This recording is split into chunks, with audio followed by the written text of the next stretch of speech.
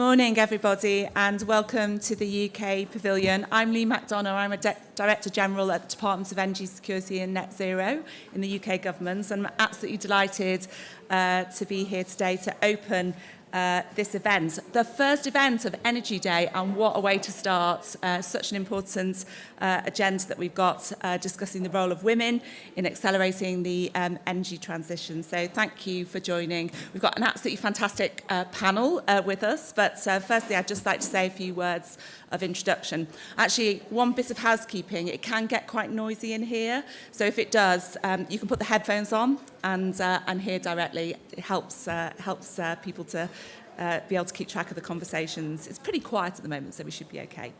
So look, it's really great to be here, as I said, and this is the third time at COP, actually, in partnership with Powerful Women, that we've had these kind of discussions. And Powerful Women, as you know, is the UK's professional initiative that supports women in the UK energy sector.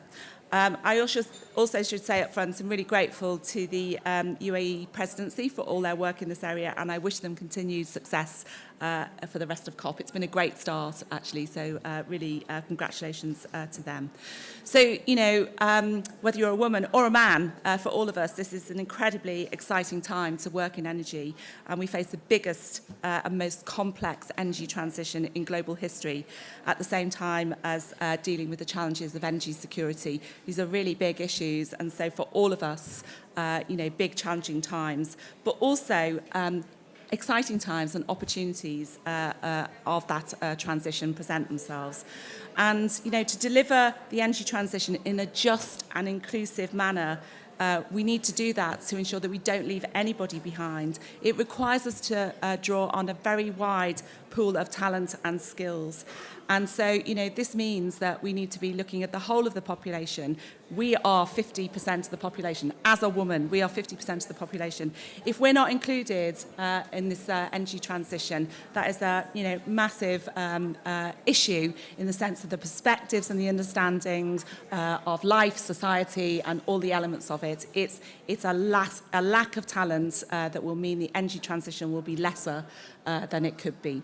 And so we need to really focus on how we can incentivise, support and maintain the role of women across the globe in driving forward this really important agenda.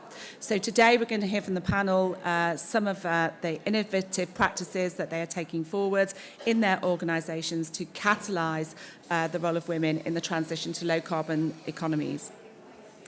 And the UK, just to focus on the UK for a minute, we're committed, as you know, to delivering net zero by 2050.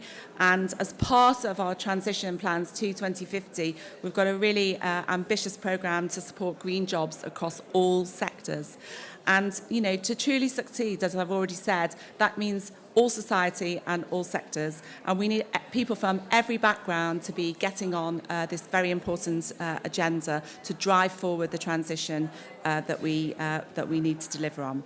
And we know that gender diverse energy sector is really important all over the world for many, many reasons, but actually to ensure that no women are left behind.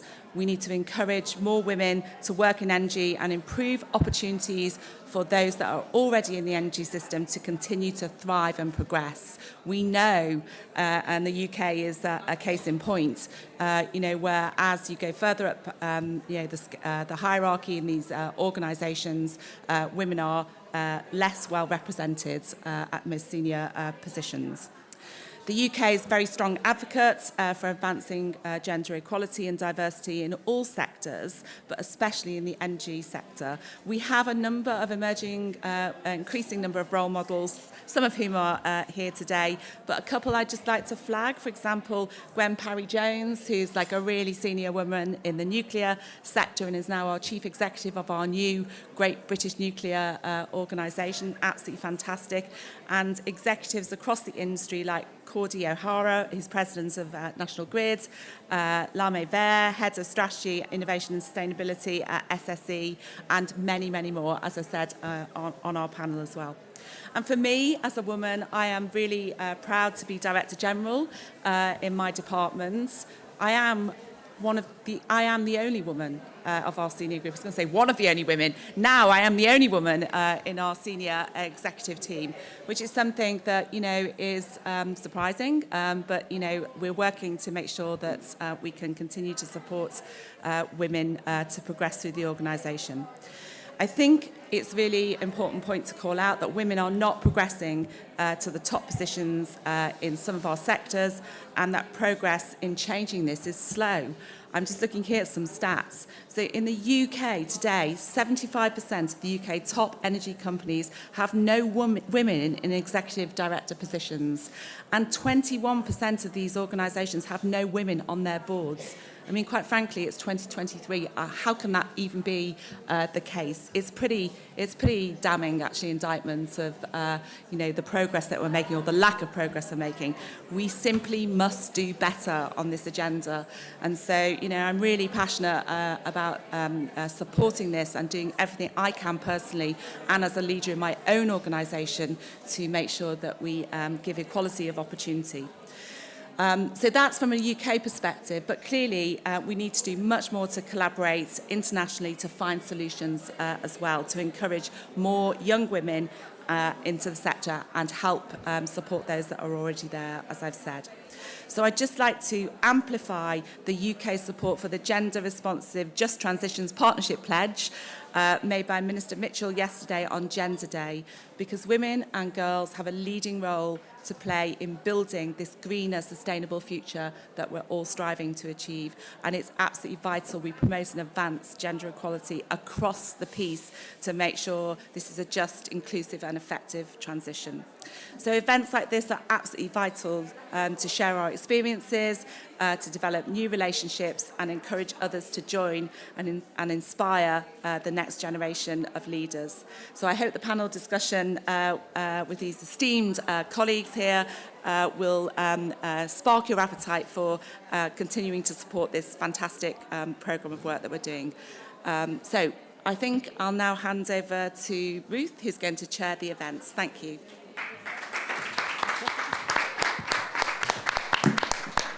So that's Lee Madonna, everyone, DG, Net Zero, Nuclear and International Net Zero, as if, that's quite a lot. That's quite an important job. So thank you for being with us this morning. I'm Ruth Herbert. I'm the CEO of the Carbon Capture and Storage Association.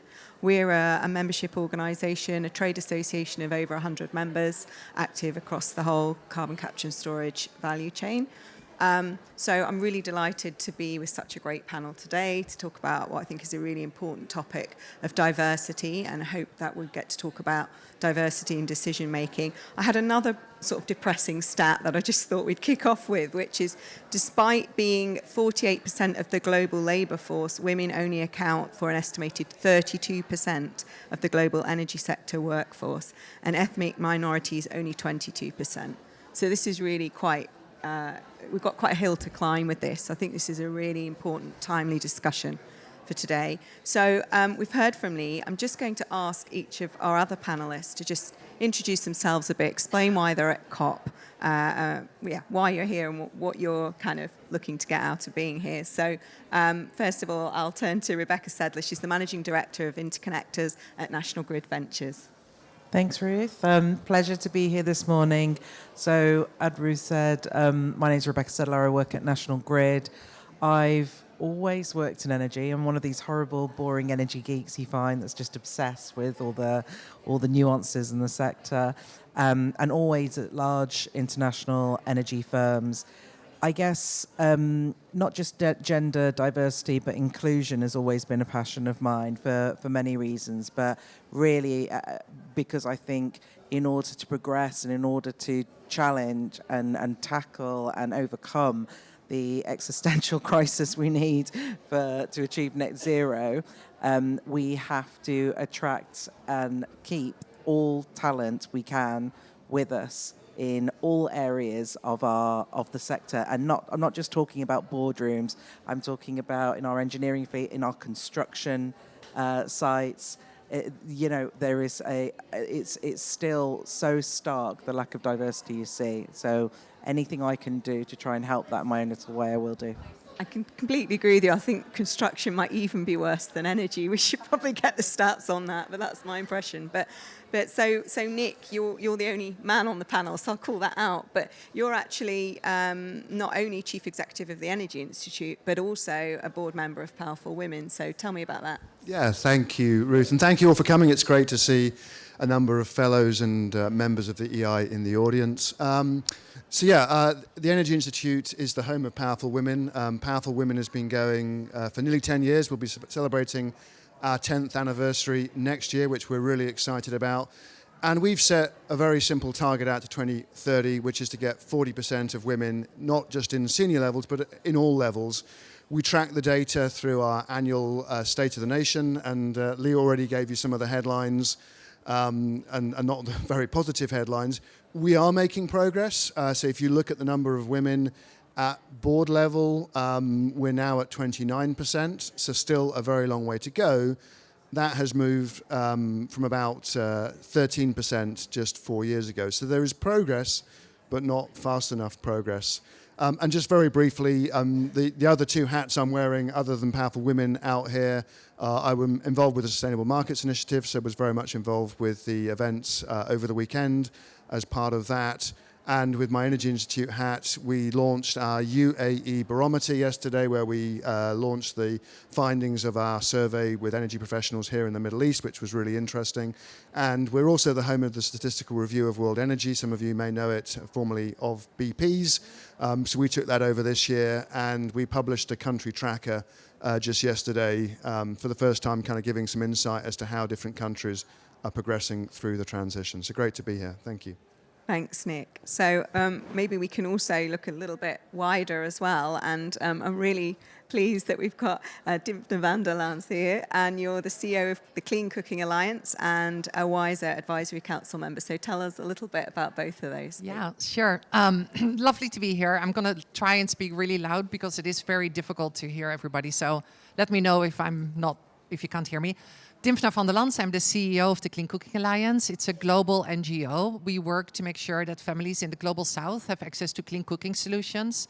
So in essence, we're working on access to energy, which very often people think about just as electricity. It's just about the solar light and the lantern. That's the only thing they think about. Whereas in a matter of fact, it's actually about all energy needs, all household energy needs, which include clean cooking. Some of you may not know this, but the impact of not having access to clean cooking kills 4 million people prematurely every single year. It's the largest contributor to indoor air pollution that impacts women and children directly on their health. And so there's a health impact, there's a climate impact, there's environmental impacts that we work in. So in essence, we're really trying to make sure that the access to energy conversation includes the users and the consumers of some of this energy as well. Thanks, Dimfna. So I think one of the things that I'm really conscious of is that as we go through our careers as women and, we fight various battles and move forward, we constantly need to remember also to look out for those around us and to think about how we are creating sort of a smoother pathway for those that follow, for example. So I just thought it might be worth asking, maybe Lee, coming to you first, sort of how do you see decision-making getting better in your organisation as it becomes more diverse? And what tips have you got for other women, for helping other women that are coming through and other diverse, other minority groups coming through up through your organisation? Yeah, thanks very much. I'll try and speak loudly because the noise levels are going up. So look, I think the reality is, I said it earlier, but if you're excluding 50% of the population from decision making, you're going to lose out on different perspectives, different experiences, and different understandings of the way the world works. So, I think there's a lot of evidence and research that shows that having a diverse set of inputs into decision-making processes gives you better outcomes, right? And it's not just, as you said, it's not just gender, it's, all aspects of, diversity. And so, you can see it, very clearly in some of our processes in the civil service. For example, we have a legal obligation, public sector equality duty, to look at how we we develop policy. And, there's some very real experiences of where having, different insights have given better policy outcomes. I'll give you one that's related actually not to energy, but it's the one that's the top of my mind. During COVID, when we were developing, thinking about provision of PPE, PPE has been largely designed for male faces and doesn't allow, people who wear maybe head coverings or other, things to basically have access to easy PPP. So actually the process we went through in terms of our public sector equality duty, which looked at those different perspectives, delivered a better outcome overall. And I suspect you will see that reiterated time and time again.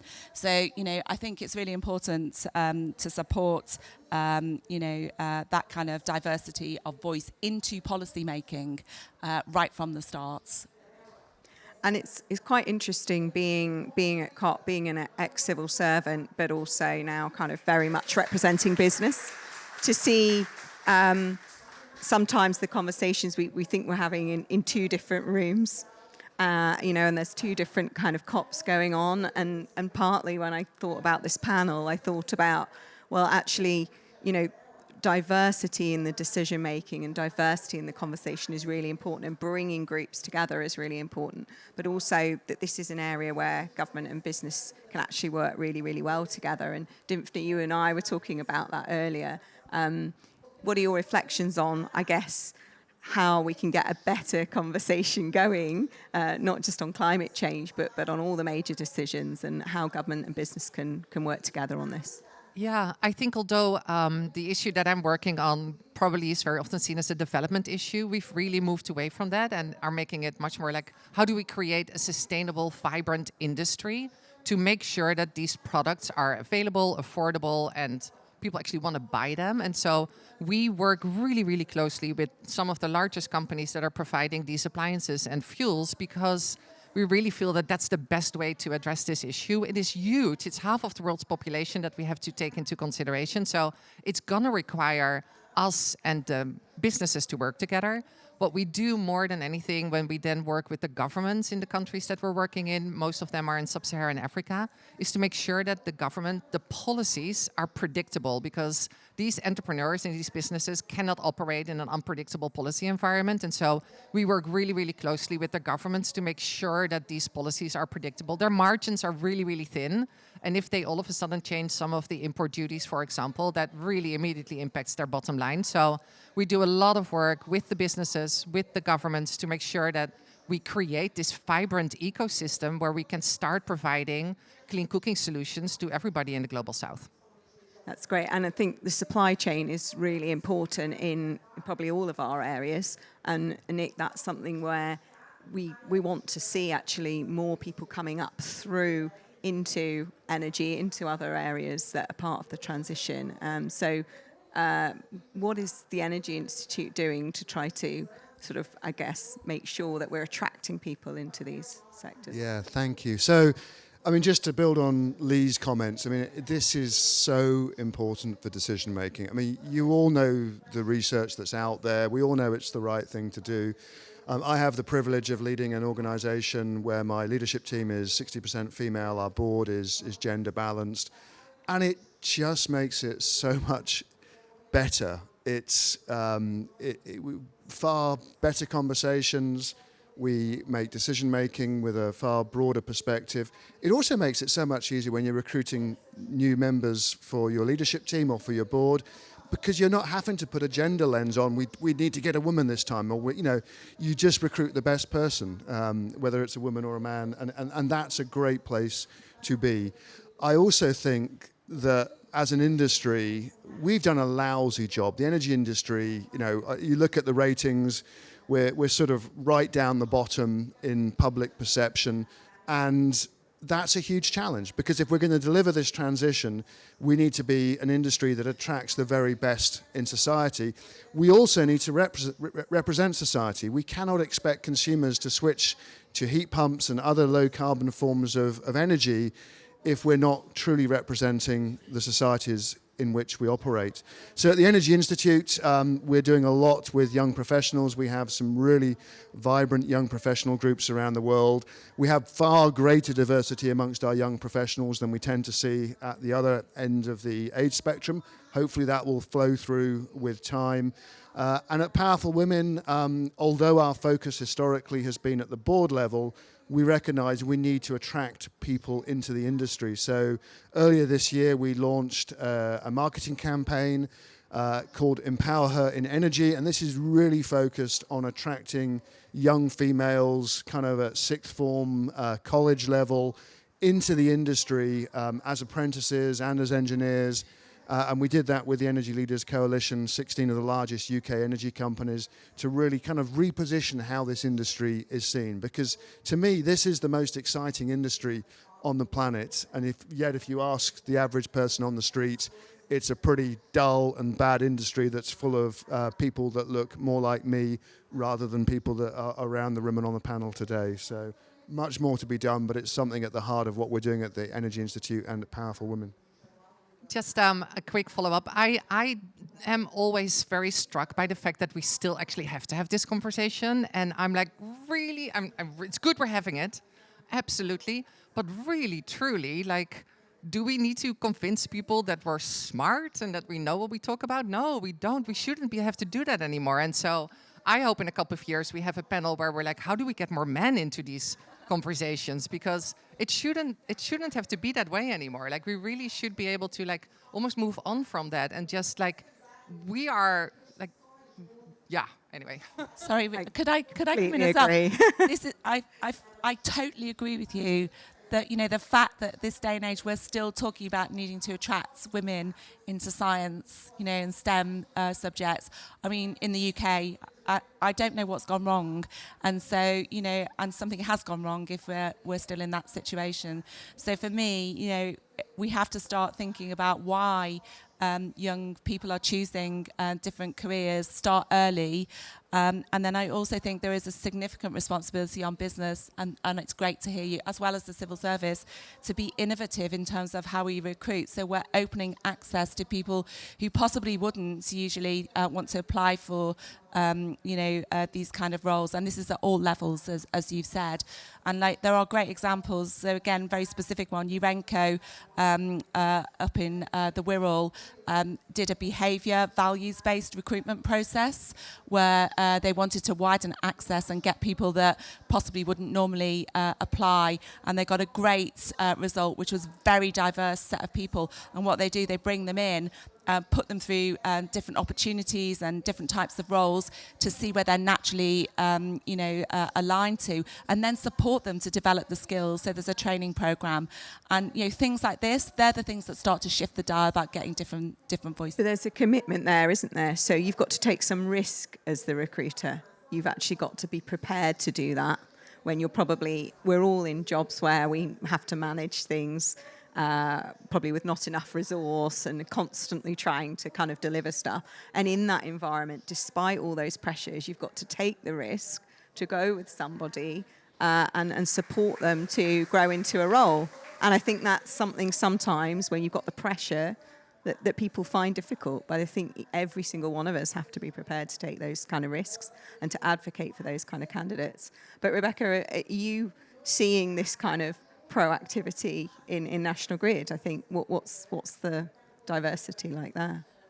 So I've been in National Grid for nearly 2 years now. One of the reasons that I joined the organisation in the first place is because I wanted to work for a female boss. I'd been working in energy 20 years and never had a female boss. Wanted to work for a female boss, Cordy. And I wanted to work for an organisation where the senior leadership team, so like the top 60 or 70, was 50-50, male and female, right? And it wasn't just male and female mix, it was diverse. It is a diverse set of people, right? That was incredibly compelling to me. But actually, the diversity and inclusion ethos at National Grid extends right down to attraction of talent at all levels. So there's an incredible set of apprentices across the organisation, so school leavers, graduate apprentices. There's a scheme called Grid for Good that works with ex-armed forces, people who have come from unfortunate backgrounds, been in trouble with the law along the way, and ensuring that they get an opportunity to have internships and work placements, which often leads to full-time employment. And honestly, I can tell you, participating, supporting those kind of initiatives as a leader is one of the most fulfilling things you can do. I mean, I kind of believe personally that contribution is what life's about in any case. But it's just so rewarding to see how talent flourishes from all different types of background once given support opportunities and just positive input.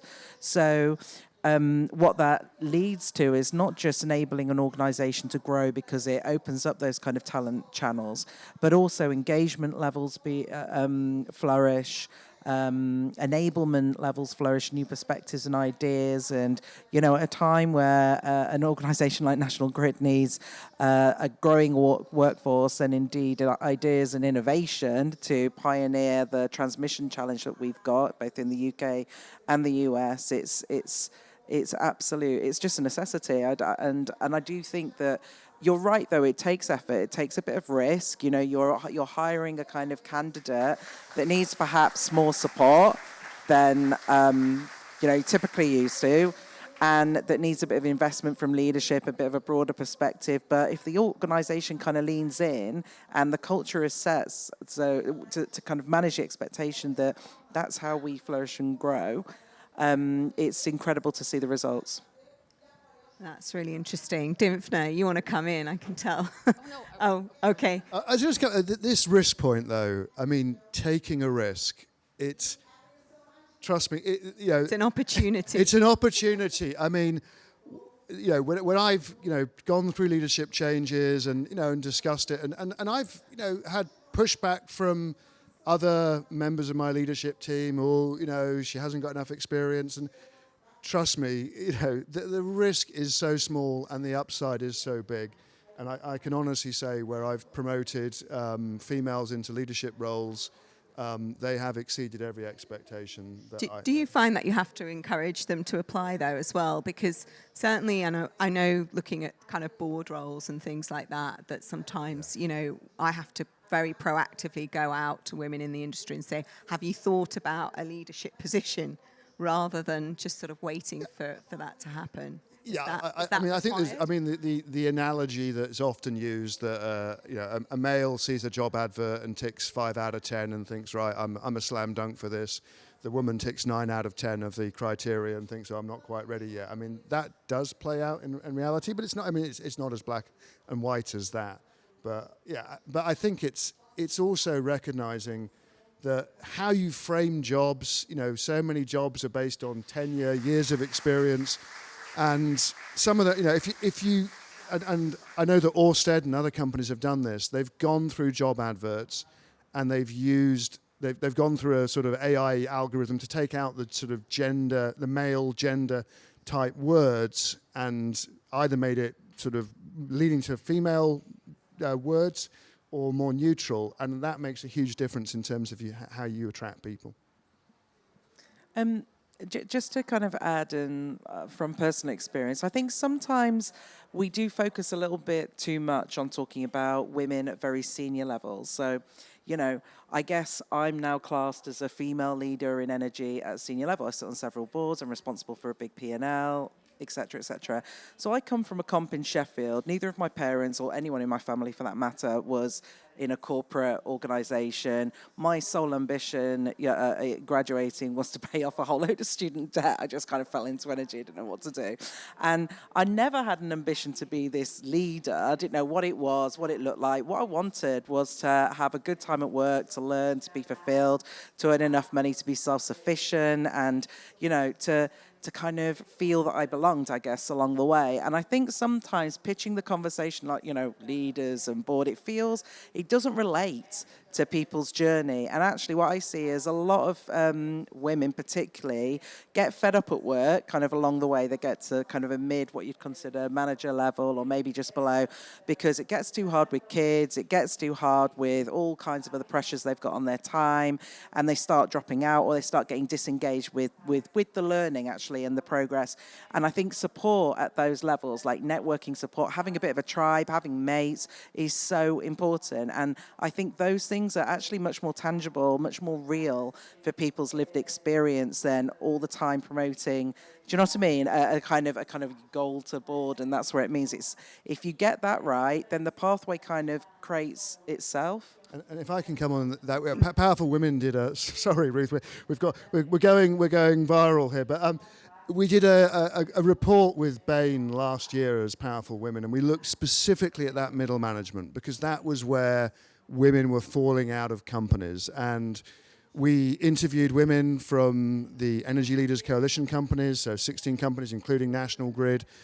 And the stories we heard were quite shocking, actually, in terms of the culture and the sort of flexibility, but also a recognition that there's a sort of, you know, and the facts speak to this, is that most men want flexible working so that they can take on parental responsibilities. And so that report, which you can look up on our website, really highlighted some of the challenges. The good news is most of those women stayed in energy, so they just got fed up with one company and they moved to a better company, probably National Grid. But it was quite eye-opening, recognising that these aren't some companies over there. These are 16 of the UK's largest companies, and still a lot of work to be done. So why are women sort of getting disengaged at middle management? So I totally agree with the previous comments. So for me, this is a multi-layered agenda. You have to get people in from the start of their careers, so that's the initial attraction strategy. And the mid years are, you know, as you said, quite challenging. And like, you know, my own personal experience, just being really open, is, you know, I couldn't have stayed in work if I didn't have, I'm very lucky I have a supportive partner that, you know, helped me manage, you know, childcare and things like that. Not everybody has those same support mechanisms.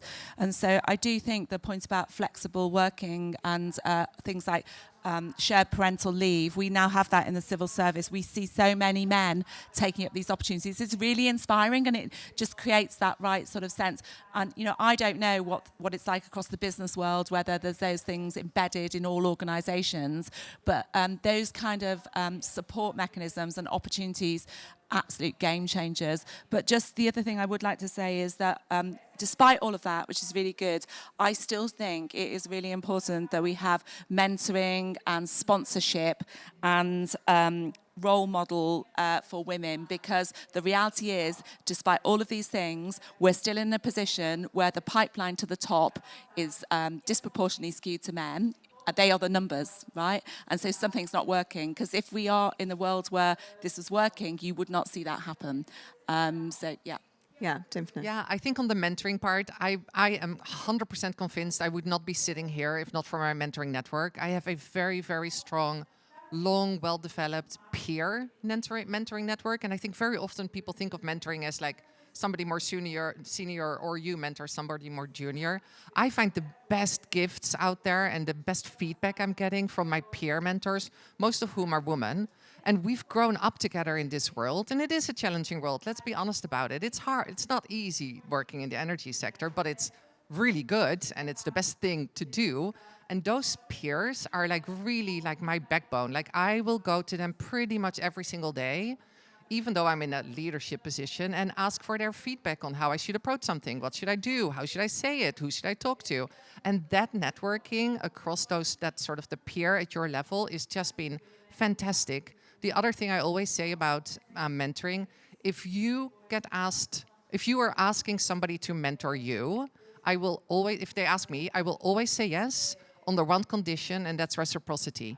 If I start mentoring them, they will have to go out and start mentoring somebody else, because that's how you continue to grow and like really build it out. And the skills you get from mentoring somebody else are tremendous skills as well, because it's all mirroring, it's all like psychology really. So it's a really, really fantastic thing, I think, to do. And you work on it. Like, it's hard work. It takes a lot of time, but it's good. Any other recommendations, I think, for women out there? And then we're going to open up to some questions from the room. So start thinking if there's something you would like to ask, because we've got a great resource here to answer questions. But any? I think, just one, I guess, reflecting on the fact that, like I said earlier, I'd only ever had male bosses for quite a long time. I do think allyship is really important, and it's really, commendable that Nick's sat here. I think, along the way in my career, whilst having a female network and great, fantastic friends, I had a lot of strong, very patient male bosses along the way that were also open-minded, also gave me fantastic feedback, also really wanted to learn about what it was like to live through female shoes. And it's sometimes quite awkward and difficult, for men to handle certain situations as well. Like when you're talking about, I don't know, when you're getting a weepy and you've returned back from maternity leave, or I don't know, even a safety consideration that, I've often traveled back from sites pretty late and, had kind of issues, safety concerns that a man just wouldn't have, right? Just wouldn't have.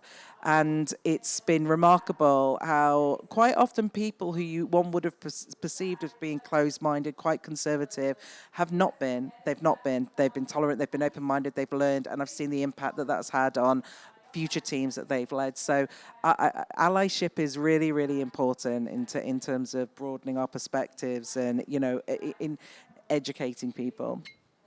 Thanks.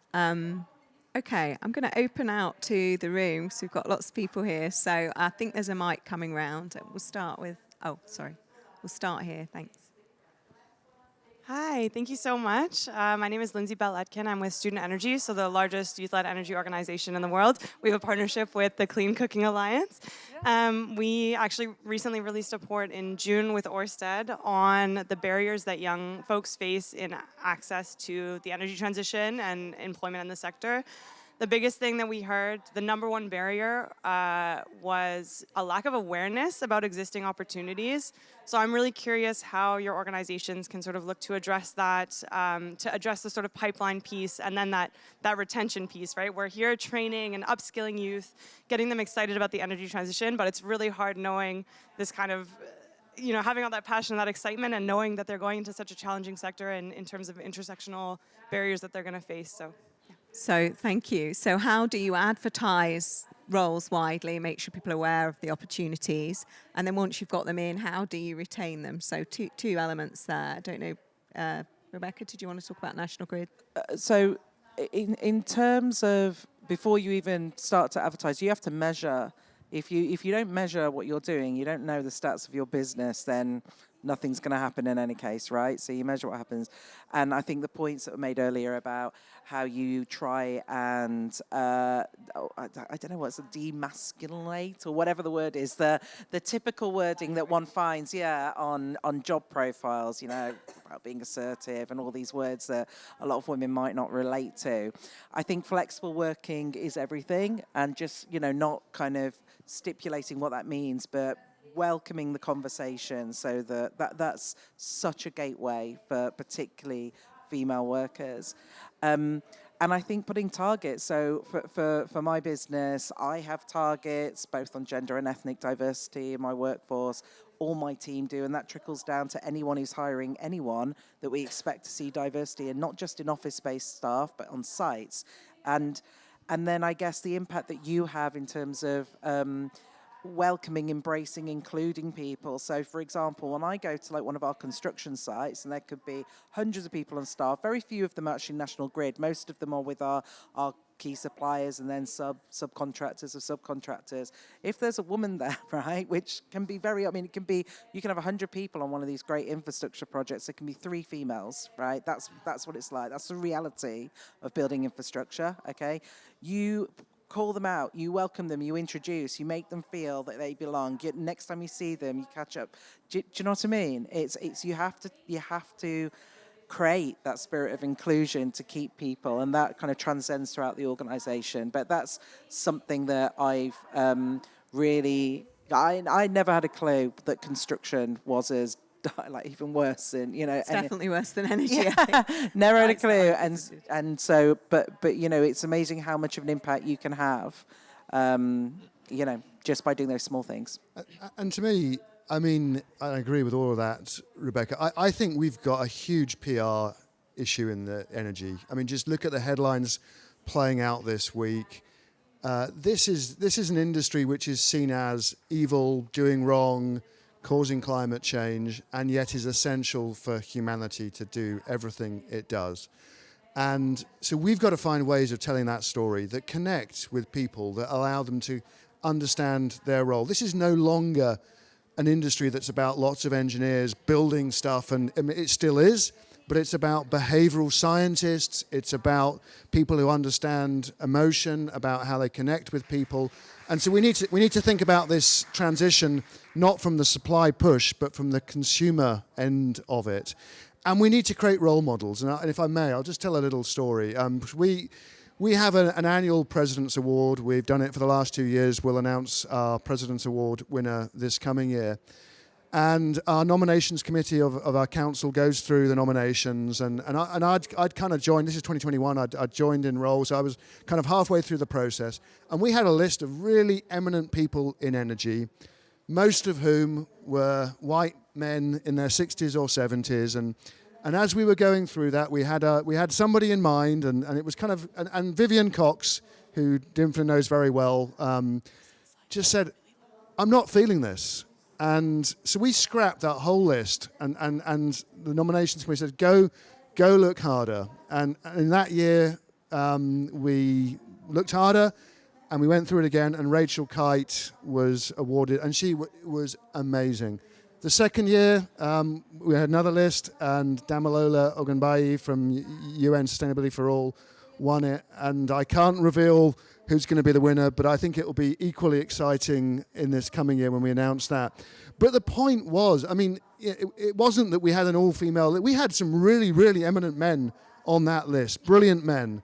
But at the end of the day, everybody was absolutely unanimous that Rachel and Damilola were definitely the strongest people for that award. So we've got to expand our horizons and then create those role models for people to see that, oh, there's somebody that looks like me. That's who I aspire to be in the future. That will help make the difference. Can I follow up just really quickly with a shout out to Student Energy? It is a fantastic organization for these large corporations that are here that are looking for talent. That's your talent pool right there. I think we've got a question here. Yes, is this working? Hi, I'm Sophia Hayward. I'm head of advocacy and communications for a company called Dimeter. We're a renewable fuel producer bringing production to UK, Europe, and the States. I have two questions, if I may, because I think they're interlinked. Firstly, I fully agree with all of the different things like mentoring, networking opportunities, kind of progress pathways, all of these things, but I suppose the other part of me is thinking is that another key part of this is also about how men think and changing sometimes how men think in these scenarios. So in addition to great things that we can do to build upon, mentoring, kind of things that are good for women, but how can we also change the baseline? Because I think that's also one of the challenges that we have. And then my second question would be, again, we've talked about all the troubling stats. What, or if anything, can government do to really start, making progress on this? So, building upon what one of the speakers said, so in a couple of years, we don't have to be having the same conversation each year about why we should be doing more, but having slow progress. So, Lee, I think I'm going to... Yeah, well, so I couldn't quite hear the second part of the question. Kind of what should government be doing more to make sure we're not having this conversation again in a year's time saying we should be doing better? Yeah, I don't think it's just governments, actually. But the first part of your question, I just wanted to come back on. I'm sure others will have experience. I think there's a couple of things. For example, quite often we sort of say, why aren't there men joining our networks? It's the allies point. And it's because actually, so I spoke to my colleague about this, in the department, is because they felt unable or slightly unwelcomed and didn't really know how to come into the tent. And so actually, I do think there is a responsibility on the women's side, whatever the organisation is, the networking and everything else, to reach out and make it easily accessible for allies, to come in. And now in my department, I co-chair the Women's Network with a male colleague, and it's just a really great dynamic between us because we both prioritise it, spend a lot of time, with the group, and he sort of talks about how much he's learned from that experience. So I think there's simple things you can do. And then the other thing I just wanted to say is like it's still a reality that in certain circumstances, men or there are comments made that are unacceptable, and you have to call it out.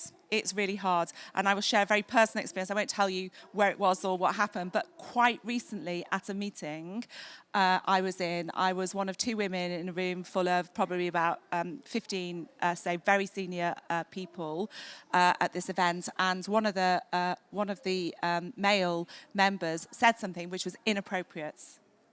And somebody laughed. And I could feel myself. And I'm going to be really open. I didn't say anything at the time for two reasons. One is, why does it have to be the woman that calls this out? I wasn't chairing the meeting. And I was absolutely fuming. And I'm looking at Simon, who works with me at the back. He knows this because we talked a lot about it. And the minute I got back to the office, I contacted the chair of the group and said, I'm really unhappy about this. This stuff is still happening. And so, what I call upon is male colleagues and ourselves to basically call it out, Immediately you hear these things and then just move on. So there's some really important things about that, just how we walk the walk. Sorry, that's the first thing. And then in terms of sort of governments doing more, to hit targets and things like that, I actually don't think it's just government's responsibility. So I think there is a partnership that needs to happen. We can set targets, we can set agendas, we can convene, we can show the way by doing things in our own organisations that drive gender equality and other wider inclusion responsibilities. Actually, the civil service is pretty good on gender. The UK civil services. So I think it's more about working in partnership with the private sector to understand our respective roles. I mean, the bottom line, we can set all the frameworks, all the targets, all the support mechanisms, but if the business side doesn't take them up and deliver them, then it's not going to work. So it's a genuine partnership, I think, between us all. And organisations like Powerful Women, I think, are just really brilliant at sort of trying to meld those two things together. One here.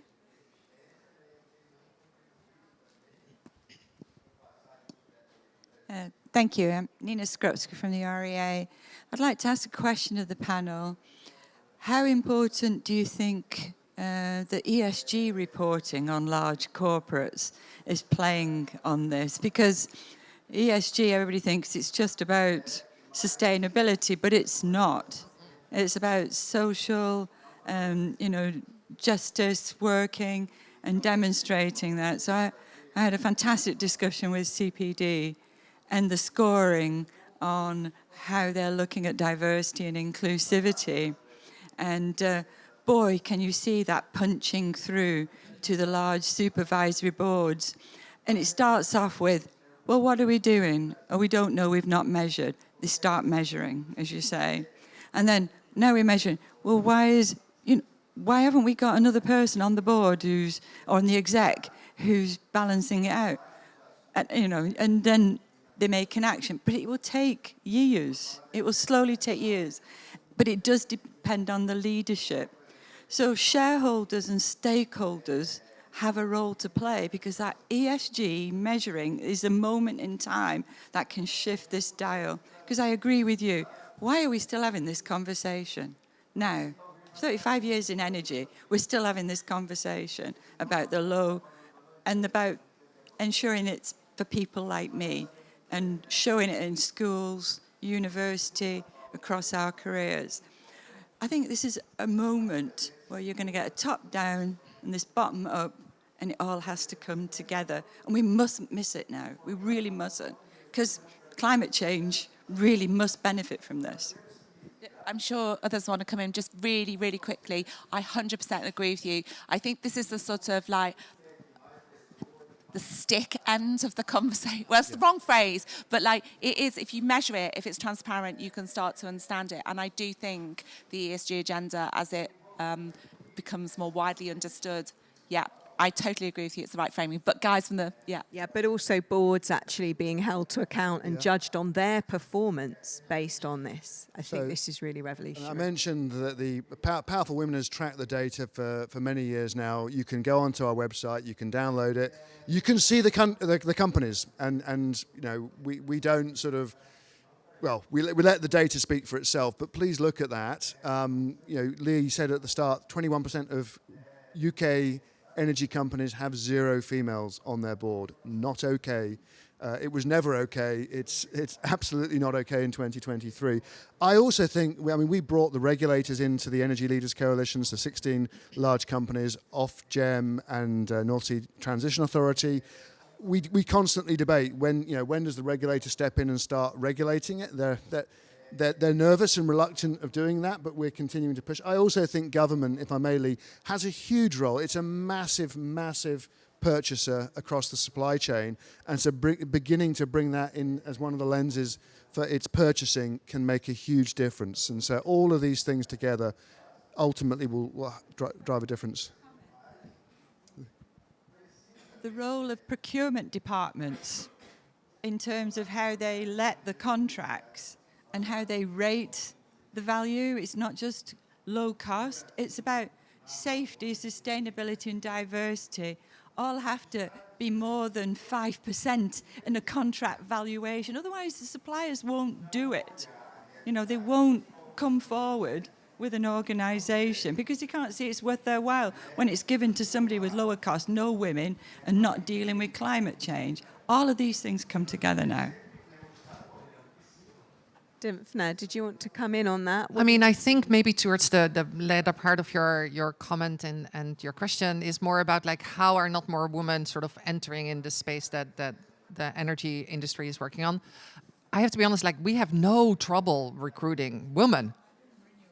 No. So, and I think it's because the story and the work that we're doing is incredibly compelling because it is delivering a service to communities and populations that really need it. And so some of it has to do with the narrative that we associate with energy as like a fundamental part of everybody's life. Like we wouldn't be sitting here if not for the energy industry, right? And so just really being very compelling about the impact of the work that you're doing, I think does make a huge difference. Like, yeah, absolutely. Great. We've got one more question here, I think, at the front. Just while the mic is coming, I think you're right. You know, there's something about brand energy. Now, what does it, and you know, more and more and more, we're seeing, even in sectors that, like the nuclear sector, we are seeing younger people attracted to joining because it's linked to clean energy transition. And so, you know, actually really amplifying those messages, I think, are really important. Hi, I'm Laura Fleming. I'm the country managing director for Hitachi Energy. Previously to Hitachi Energy working in power grids, I was working in the renewables part of the energy industry. And actually my shift to the other side, if you like, has given me really interesting insight. Whereas in the renewables part actually there's actually quite a lot of women and also quite a lot of women leaders and women coming through all of the ranks. Actually looking in the power grids side of the industry, it's a totally different picture.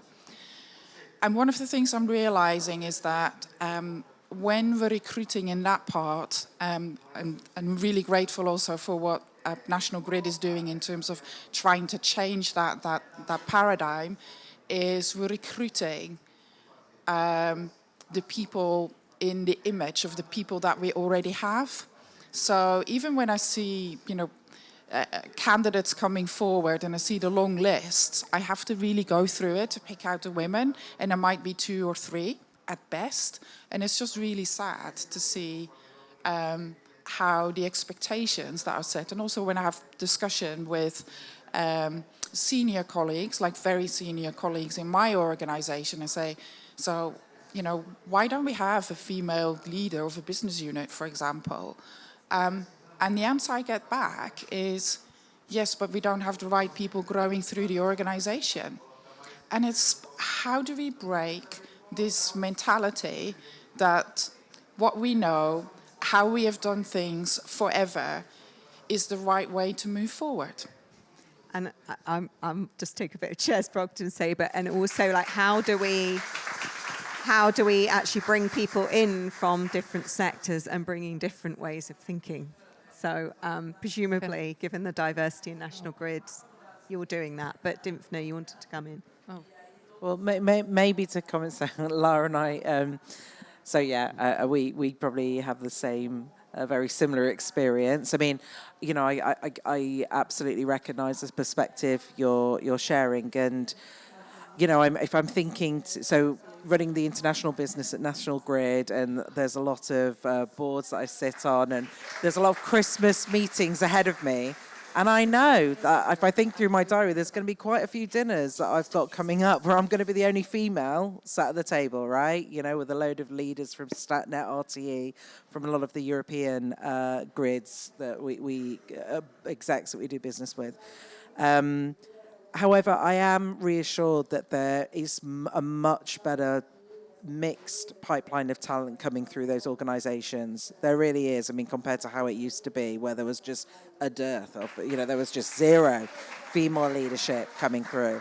And I'm really hopeful that there's going to be more meaningful change coming through, and I think it's going to be accelerated over the next years. I mean, but I think it's all of our responsibility to encourage it in what little way we can, and sometimes that's through big initiatives and statements and I don't know, publications or whatever, but quite often it's through us taking personal responsibility, doing what we can within our personal network, within our personal kind of scope of influence, and seeing all those small influences create a much bigger impact on mass.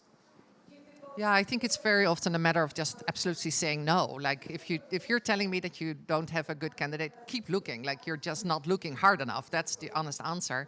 I think in the ideal scenario, it wouldn't have to be Vivian Cox who says this list shouldn't be the woman who says this list doesn't look very diverse. Let's keep looking. It should be every single person, everybody out there should be calling this stuff out and just immediately feel free to actually make that contribution. So I think it's just walking the talk and just like standing in that truth as strongly as we all can. That's a great call to action there, Dymphna. Would anyone else like to give a final kind of call to action on this? Final words? No, just to say thank you. It's been great to be part of the discussion. And actually, I've been in quite a lot of events. I think there's quite a lot of passion here. And so it's really great. So let's continue to work together. And hopefully, as the challenges come back from many in the audience, in future discussions, we won't be having the conversation as why there is still, so few women on the boards of, energy companies. I think we all, both male and female, have a personal responsibility. And it's been great to hear the conversation. Thank you. So I think all that remains to say is thank you to the panel. I also really enjoyed this panel. I think it's one of the most sort of dynamic panels that I've sat on all week. So I think that says we need more women in the conversation. So thank you very much, and thank you, Nick.